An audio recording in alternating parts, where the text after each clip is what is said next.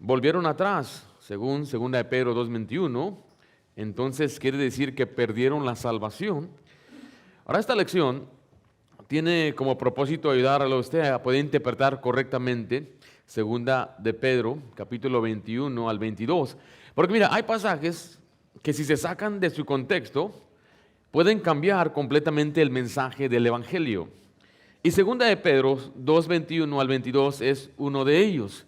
Leámoslos, mire, ahí en su bosquejo dice 2 de Pedro 2:21, porque mejor les hubiera sido no haber conocido el camino de la justicia, que después de haberlo conocido, volverse atrás del santo mandamiento que les fue dado, pero les ha acontecido lo del verdadero proverbio: el perro vuelve a su vómito y la puerca lavada a revolcarse en el cieno. Muchos leen esa palabra, volverse atrás, entonces concluyen que una persona puede perder la salvación. Pero recuerde, esto puede crear problemas muy serios. Si la salvación depende de mantenerla, entonces ya no depende de qué, ya no depende de creer. Eso es entonces contradice lo que la Biblia enseña claramente. Entonces la pregunta no es si el versículo es verdadero, la pregunta es si lo estamos leyendo correctamente. Créanme que es un pasaje que siempre citan o nos mandan o nos preguntan, mandan correos electrónicos citando este pasaje, o gente cuando evangelizamos dicen, pero ¿qué? Los de 2 de Pedro 2. Y cuando leemos el pasaje, tenemos que comprender cuál es la verdad central de este pasaje. 2 de Pedro 2, 21-22 no enseña que un creyente pierde la salvación, sino que describe a personas que conocieron la verdad y cambiaron externamente, pero no presentó un cambio interno, solo es uno externo. Ahora, lo que también tengo que tener cuidado aquí, tengo una nota doctrinal, porque este pasaje no establece un sistema para evaluar la salvación por obras. Mucha gente a veces ve pasajes y concluye que es una forma de evaluar a la gente, evaluar si una persona realmente ha creído.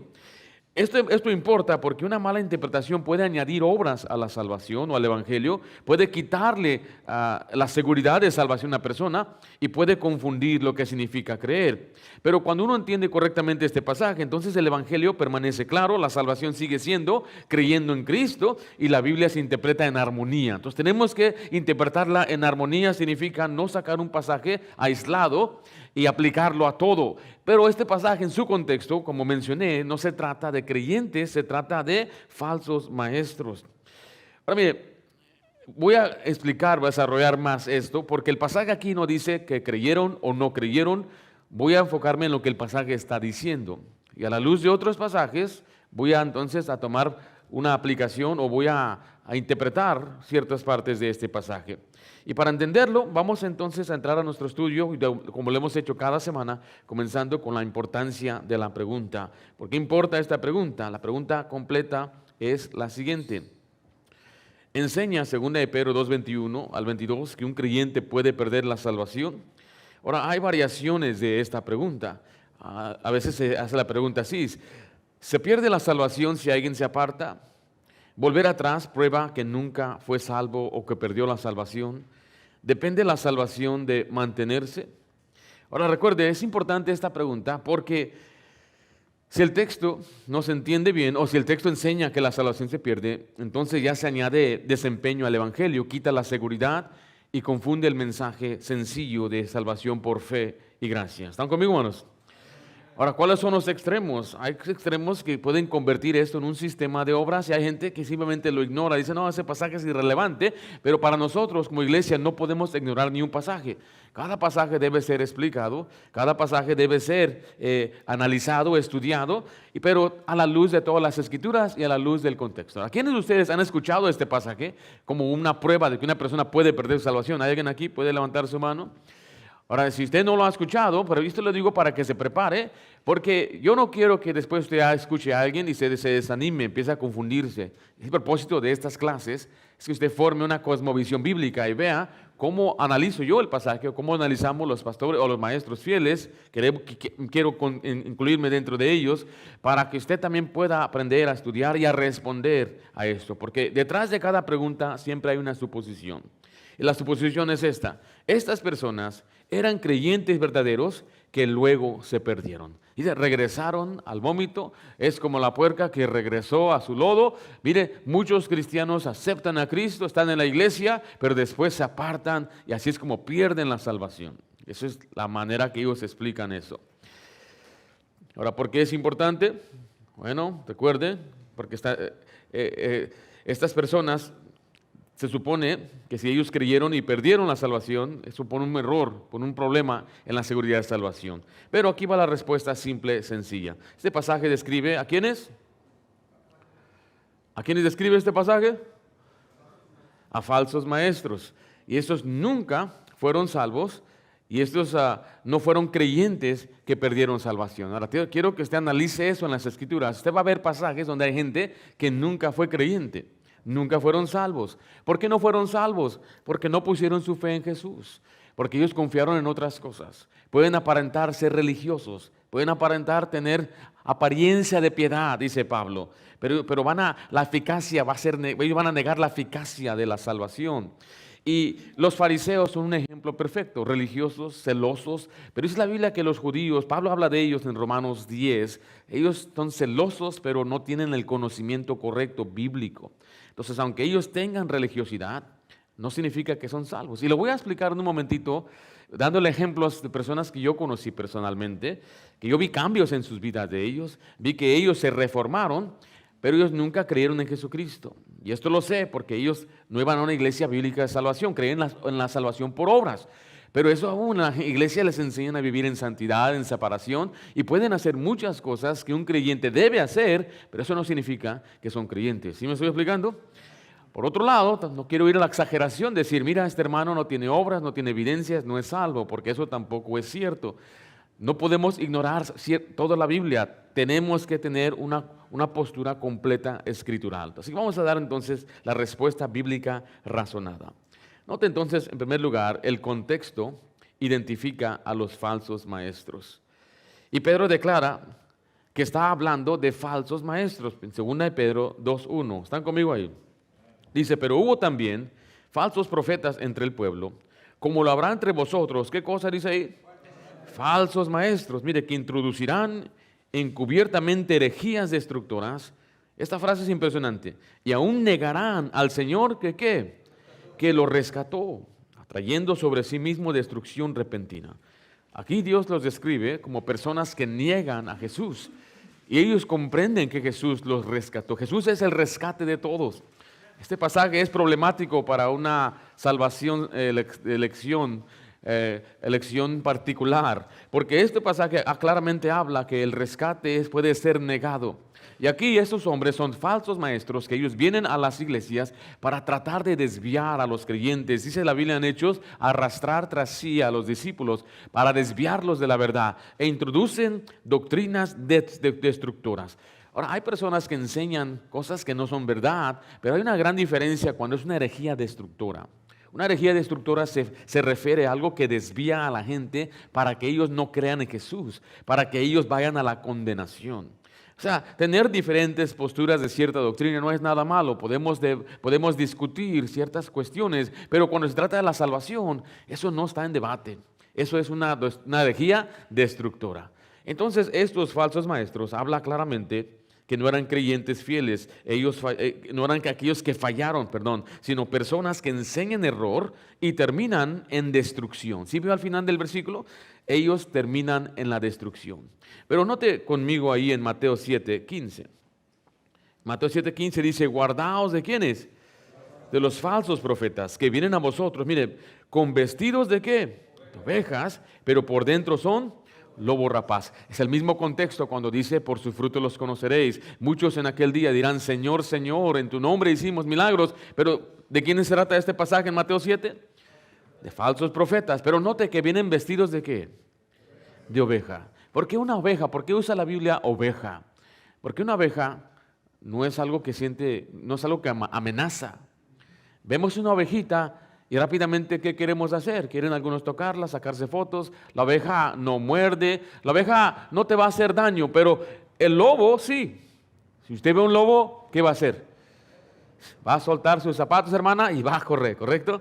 Porque el lobo es Eso es peligroso y viene para atacar. Entonces, note que la apariencia de los falsos maestros siempre es inofensiva. La apariencia del falso maestro es siempre aparecer bien. Puede haber apariencia externa correcta sin que la persona realmente sea del Señor. ¿Sí me estoy explicando? Por eso muchos de los que son falsos maestros o enseñan error se presentan de una forma muy amigable. Pero debemos ser amigables, no me malentiendan, debemos ser amigables, debemos ser amorosos, debemos ser ayudadores. Pero es lo único que ellos tienen. No tienen doctrina sana, no tienen postura bíblica. Entonces, ¿qué tienen que hacer? Disfrazarse muy bien. Ofrecer ayudas, ofrecer dispensas, ofrecerle lo que usted necesita físicamente, pero no le pueden dar lo que usted necesita espiritualmente. Entonces sí quiere notar que la Biblia dice que hay quienes vienen con un propósito de engañar. Entonces, segunda de Pedro, ¿de qué trata el contexto? El capítulo define claramente el grupo. ¿Quiénes son? Los falsos maestros. Ahora vamos a continuar con la letra B. El texto habla de conocimiento. Esto no define salvación. En otras palabras, una persona puede tener el conocimiento y entender. Ahora, yo comprendo muy bien esto porque salimos a evangelizar. Tengo años, más de 20 años saliendo a tocar puertas y evangelizar. He hablado con todo tipo de personas. Hay personas que entienden bien el evangelio, pero lo rechazan abiertamente. Y no me refiero con sus obras, me refiero, no lo creen. No creo que es verdad. Eso que me enseñas, lo escribieron los hombres. Tienen conocimiento, pero el conocimiento no es suficiente. ¿Qué es lo que una persona tiene que hacer para ser salva? ¿Pero qué es creer? De nuevo volvemos al tema porque siempre escucho una fe intelectual, una fe académica, una fe de conocimiento, una fe falsa.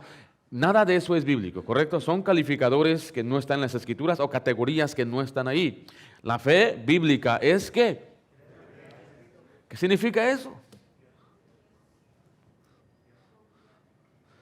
Es poner su confianza en Jesús y lo que Él hizo para salvarle. Ahora yo sé que usted lo sabe, pero quiero que usted lo sepa expresar. Es algo que me interesa mucho porque usted tiene también que compartirle a otra persona para defender su fe. Ahí le dice que tenemos que estar siempre preparados cuando alguien nos hace una pregunta de la esperanza que hay en nosotros, pero también una defensa. Y creer en la Biblia requiere primeramente que oigamos. Recuerde esto, tenemos que oír el Evangelio. Una persona si no oye, entonces no puede creer, pero antes de creer, una persona tiene que entender el Evangelio. A veces predican algunas personas un evangelio y la persona no entendió. No le preguntamos si ellos entienden o comprendieron o están de acuerdo, pero finalmente ahora sí creer significa poner su confianza, es descansar en lo que Jesús hizo por ellos. Es decir, no es por mis obras, no es por mi mérito, es solamente por lo que Jesús hizo. Y este pasaje habla que estos conocieron, afirma el conocimiento de la verdad. Note 2 de Pedro 2:21, mejor le hubiera sido no haber ¿qué? Conocido el camino de la justicia, que después de haberlo conocido, volverse atrás del santo mandamiento que les fue dado. O sea que aquí el texto afirma conocimiento del camino, pero no afirma que hayan creído en Cristo para salvación. Entonces la conclusión debe basarse en lo que el texto está diciendo, lo que dice. Yo le puedo decir a usted conoce a Cristo, y mucha gente va a decir, sí, yo conozco a Cristo. Es más, le puedo preguntar, ¿usted cree en Cristo? ¿Qué va a decir la gente? Yo creo en Cristo. Cristo murió por ti, Cristo es mi Salvador, ya lo acepté y lo recibí en mi corazón. ¡Qué bendición! Entonces, si mueres, ¿vas a ir al cielo? No, pues no, en eso ando. Conocen mucho, pero no han creído, como dice la Biblia. ¿Sí me estoy explicando? Entonces el texto afirma conocimiento, pero no creyeron. El texto no dice que ellos creyeron, no dice los que habían creído y después recayeron, o creyeron y después se apartaron. La Biblia define claramente cómo una persona se salva en Hechos 16:31. Ellos dijeron, cree en el Señor Jesucristo y serás salvo tú y tu casa. Pasaje que me encanta mucho. Yo pienso que es muy importante que usted lo sepa. Es Juan 6:47, está más abajito, lo puede leer o lo ponemos en la pantalla. Dice, de cierto os digo, el que cree en mí tiene vida eterna. Jesús dijo eso, ¿correcto? ¿Hay algo más que debemos añadir a eso? ¿No? ¿O sí? Bueno, Jesús solamente dio una parte del Evangelio, la otra parte es la vida de uno. ¿Jesús dijo eso? No. Y Jesús está hablando antes de ir a la cruz en Juan 6:47. ¿Por qué le digo esto también? Porque otros también van a decir que la gente se salvaba diferente antes de la cruz.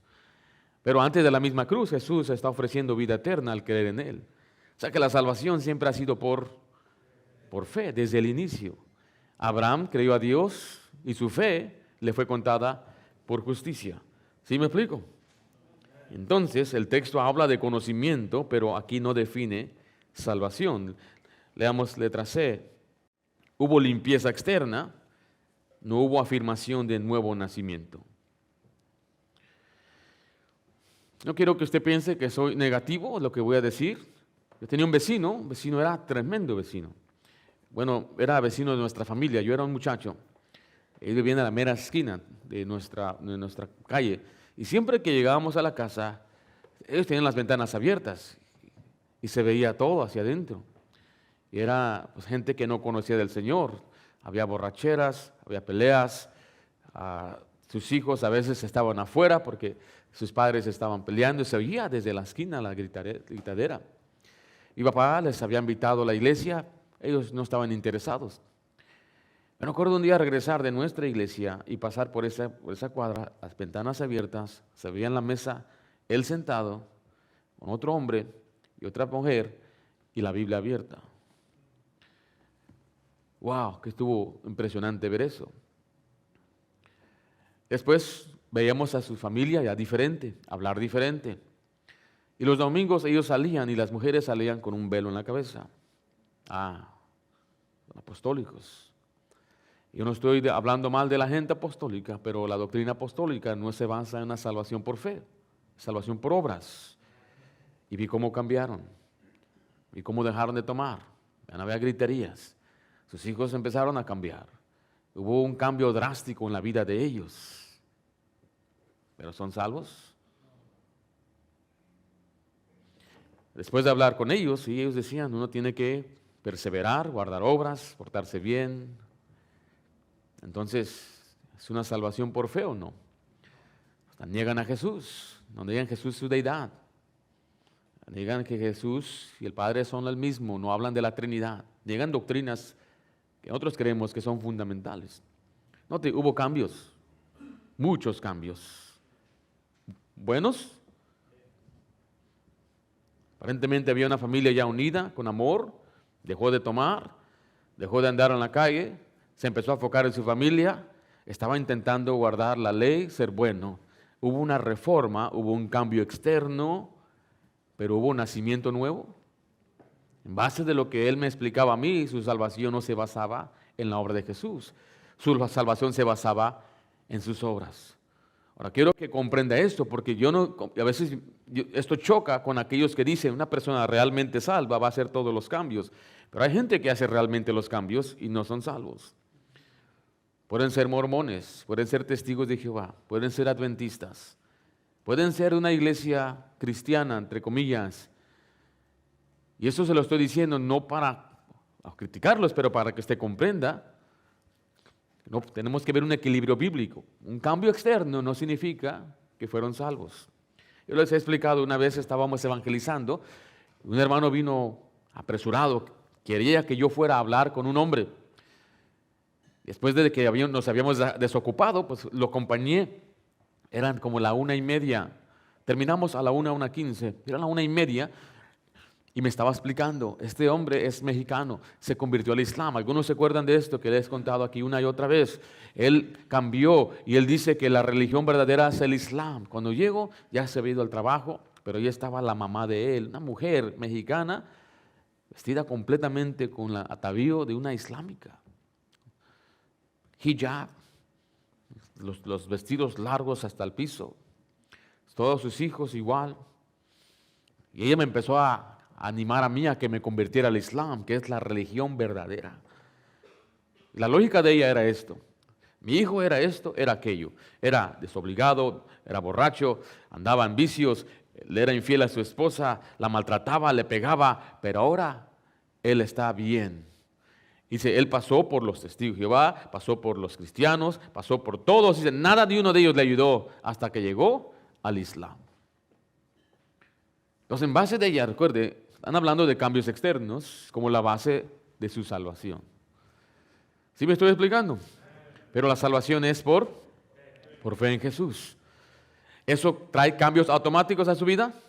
No, por eso necesita un predicador para que le reprenda duramente, para que sea sano en la fe. Tiene que andar en el Espíritu para no satisfacer los deseos de la carne. Necesita tener una comunión con Dios diaria para que Dios le dé su fruto y así tenga el gozo, paz. Y usted necesita depender del Espíritu. Ahora, eso se lo doy nada más entre comillas, porque note lo que el pasaje ahora dice en 2 de Pedro 2:22.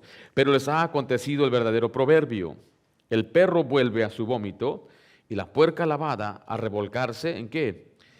En el cieno. Note que la puerca lavada indica un cambio visible o externo. Es una imagen fuerte. ¿Algunos de ustedes han tenido un puerquito por ahí? ¿Sí? ¿Los han lavado ustedes también? ¿Y usted vio que hicieron lo mismo? ¿Qué hacen? No se quedan limpios, no les gusta, ¿verdad? ¿Por qué? Porque esa es su naturaleza. Al marranito no le gusta estar limpio, le gusta estar entre la suciedad. Entonces el texto no afirma un nuevo nacimiento. No está diciendo lo que estoy diciendo, este pasaje no está afirmando que esta persona fue salva, porque regresó a lo que era antes, su naturaleza. No me refiero a su pecado, me refiero a su naturaleza. Note, no solo muestra que regresan completamente a lo mismo, solo muestra que regresan completamente a lo mismo. Regresando al compañero de la esquina, después de unos años, ¿qué piensa usted que hizo? Tristemente, él regresó hasta quizás la condición hasta peor. No hubo algo que lo pudo mantener en los caminos de Dios, porque no era creyente, no tenía el Espíritu Santo, tenía religión, tenía acciones, iba y participaba, pero lo que no tenía para ayudarle era el Espíritu Santo. Ahora, le muevo, esto no es un análisis o en evidencias para aquellos que son creyentes. Si usted ha creído de corazón, usted necesita depender del Espíritu Santo para mantenerse con firmeza, para mantenerse fiel. Yo solamente estoy examinando lo que este pasaje dice, pero yo ya sé que hay gente que salta de una conclusión ya. Entonces yo me la adelanto. Note lo que dice Mateo 12:43. Aquí Jesús habla que puede haber orden externo sin cambio interno. Dice, cuando el espíritu inmundo sale del hombre, anda por lugares secos buscando reposo y no lo halla. Entonces dice, volveré a mi casa de donde salí. Y cuando llega la halla desocupada, barrida y adornada. Entonces va y toma consigo otros 7 espíritus peores que él, y entrados moran allí. Y al postrer estado de aquel hombre viene a ser peor que el primero. Así también acontecerá a esta mala generación. Este pasaje habla de un orden externo, la encontró barrida y adornada. Pero el pasaje no afirma una obra interna. El resultado entonces termina peor que el primero.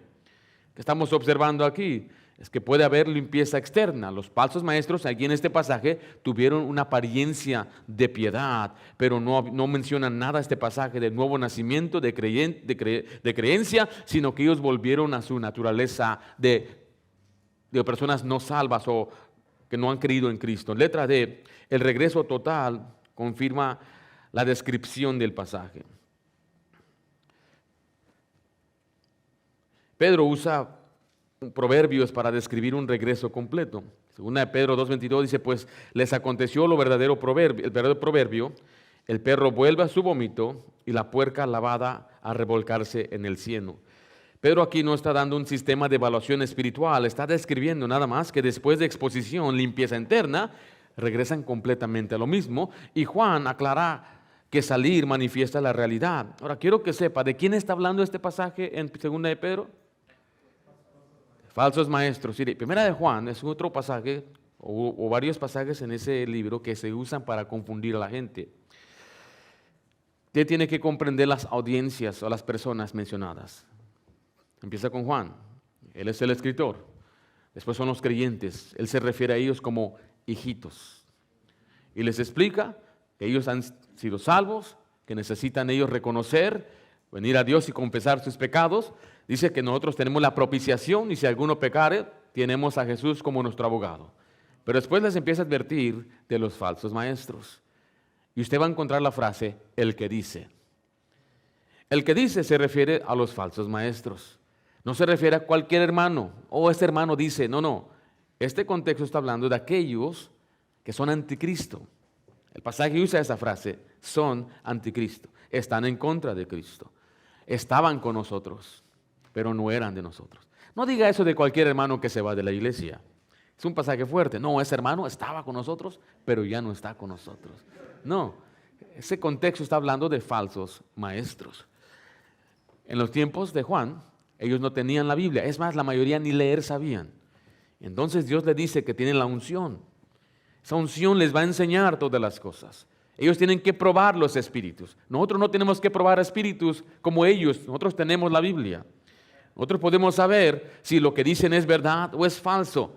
Gracias a Dios que tenemos todas las epístolas de Pablo, los escritos de Juan, de Pedro, los evangelios. Los tenemos aquí en un solo libro para determinar si es verdad o es falso. Pero en aquellos tiempos ellos no tenían eso. Entonces venían falsos maestros y empezaban a enseñar cosas contrarias a lo que Jesús ya les había enseñado. Por eso le decían, no, está bien que tú aborrezcas a tu hermano. Bueno, ¿cómo es posible que un maestro espiritual te diga a ti que está bien que odies a tu hermano? No, el que dice eso, ese no es de Cristo. ¿Sí me estoy explicando? Entonces, el que dice, escuche esta frase, léala bien cuando lea Juan, el que dice se refiere de falsos maestros. ¿Y los falsos maestros son salvos o no? No. Porque a propósito y con intención están tratando de engañar con falsa doctrina, doctrinas destructoras. Miren lo que dice de Juan 2:19. Salieron de nosotros, pero no eran de nosotros. Porque si hubiesen sido de nosotros, habrían permanecido con nosotros. Pero salieron para que se manifestase que no todos son de nosotros. Este versículo explica que el apartarse no prueba que es pérdida de salvación, sino manifiesta quién realmente es esa persona. Hay personas, yo no sé, espero que no en esta iglesia enseñe otra cosa, crea otra cosa, pero no va a permanecer en nuestra iglesia. ¿Por qué? Porque nosotros enseñamos la verdad. Y la Biblia se enseña de expulsar personas por falsa doctrina. Entonces, vayan a su Biblia, que estamos hablando de eso. Mira, vaya a Tito, capítulo 2.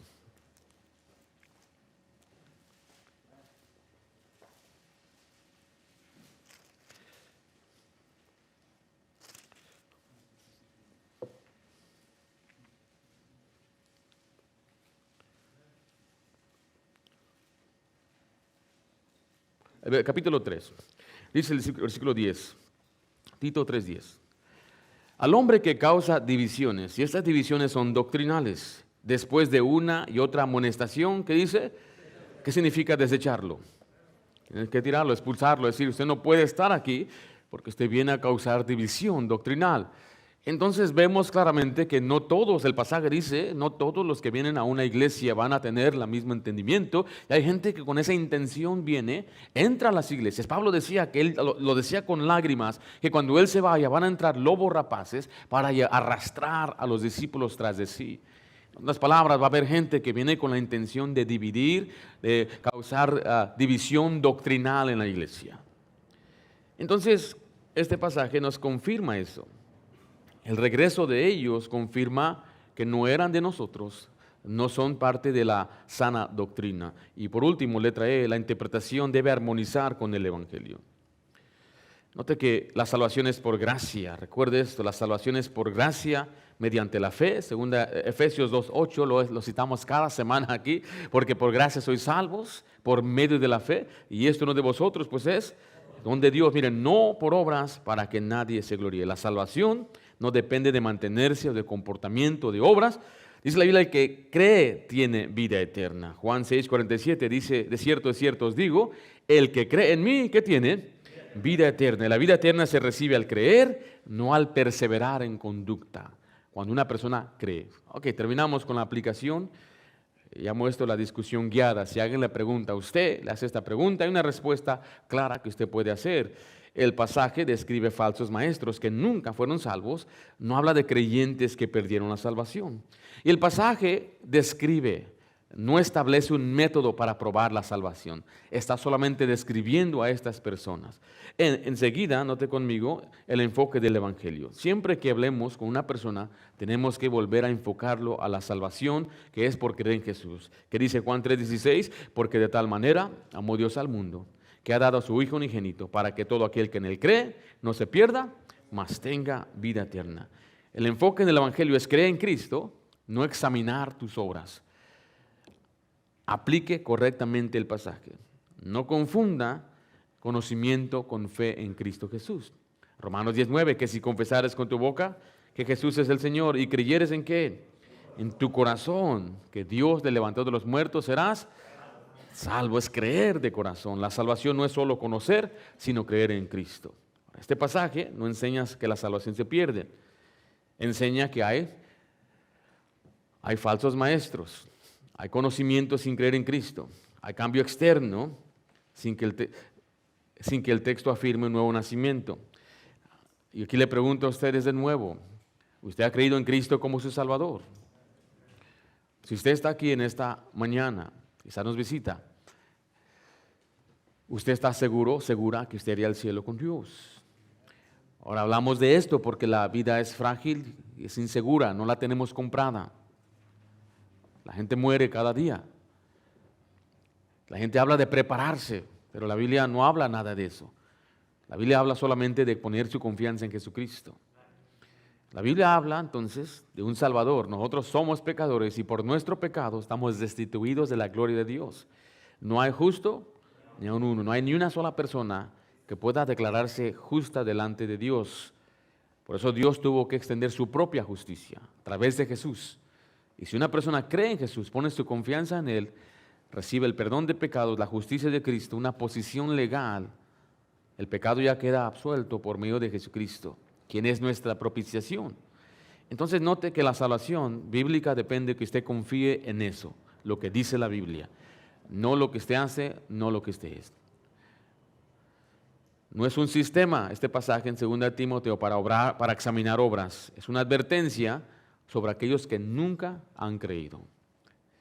Vamos a orar. Gracias, Padre, por tu palabra. Pedimos, Dios, que tú sigas obrando en nosotros. Danos siempre la sabiduría, la inteligencia, Señor, para responder cuando tratemos con personas que han sido desviadas, Señor. Nuestro anhelo y deseo es que la gente sea salva, venga al conocimiento de la verdad, reciba a Jesús, reciba la salvación y sea salva. Pero a veces, Padre, hay pasajes, aún en la misma Biblia, para confundir a la gente. Por eso pido, Padre, que este pasaje, esta enseñanza, sea clara y sea útil para poder ayudar a otros. En el nombre de Cristo Jesús. Amén.